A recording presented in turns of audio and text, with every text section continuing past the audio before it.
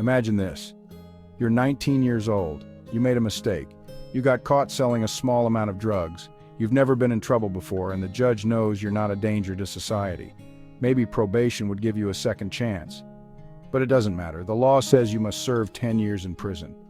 Not because of what the judge believes is fair, not because of your background or circumstances, but because of a policy called mandatory minimum sentencing, a law that decides your punishment before you even step into the courtroom. And this isn't just a hypothetical, it happens every single day.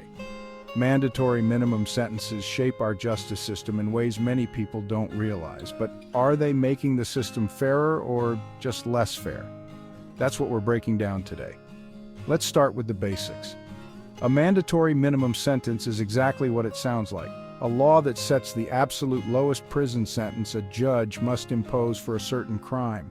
No exceptions, no reductions. For example, if someone is caught possessing a certain amount of drugs with the intent to distribute, they are automatically sentenced to at least 5 years in prison. If someone uses a gun during a crime, that carries an automatic 10-year sentence with no parole.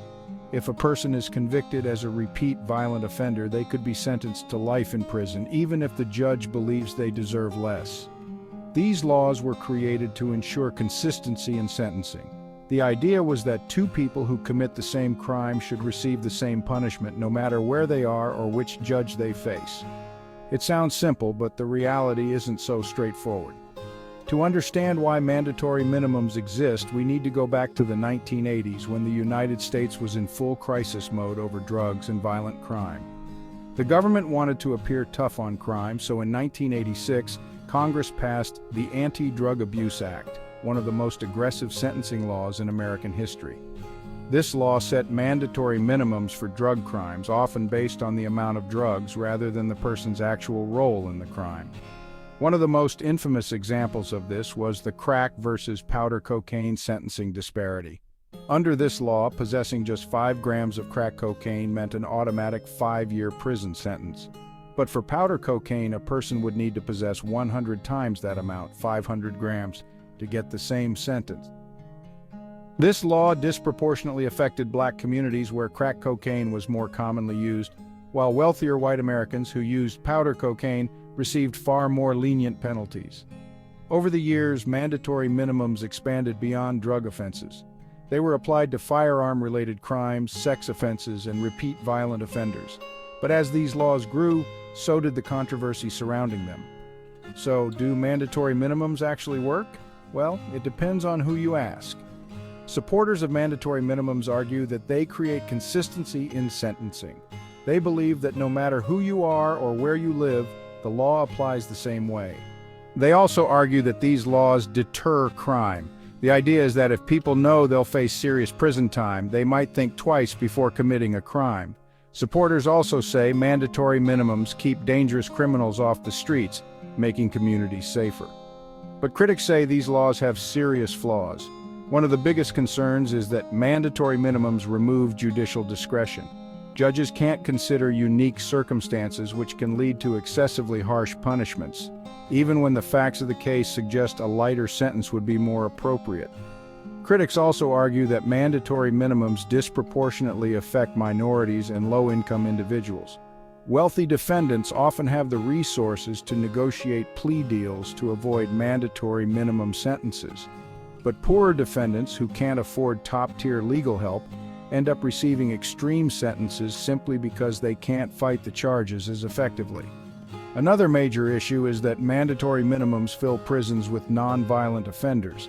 Many of the people serving decades in prison under these laws aren't drug kingpins or career criminals. They are low-level offenders who were caught in the wrong place at the wrong time. If you're still unsure why this is a problem, let's look at a real case. Meet Weldon Angelos. He was a music producer, a father, and a first-time offender when he was caught selling marijuana while carrying a firearm. Here's the catch: he never used the gun, he never fired it, he never even threatened anyone with it.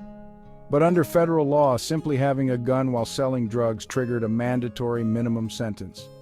The result? 55 years in federal prison. Even the judge who sentenced him, Paul Cassell, called the punishment unjust, cruel, and irrational. But he had no choice. His hands were tied by the law. Angelos's case became a national symbol of how these laws can destroy lives. After years of public pressure, he was granted clemency in 2016. But thousands of others are still serving extreme sentences today. So, what's the real impact of mandatory minimums? They create consistency in sentencing, but sometimes at the cost of fairness. They take discretion away from judges, even when the sentence doesn't fit the crime. They were designed to target drug kingpins and violent criminals, but they often punish low-level offenders instead. At the end of the day, justice isn't just about punishment, it's about fairness.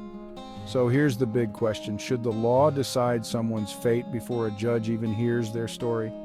What do you think? Are mandatory minimums necessary, or are they doing more harm than good? Let us know in the comments. And if you found this video insightful, hit like, subscribe to 0 Hour Files, and turn on notifications so you don't miss the next episode of Court and Laws. And I'll leave you with this. Mats Fredriksson once said that justice is a balance, not a straight line. That gives you something to think about. Thanks for watching. See you next time.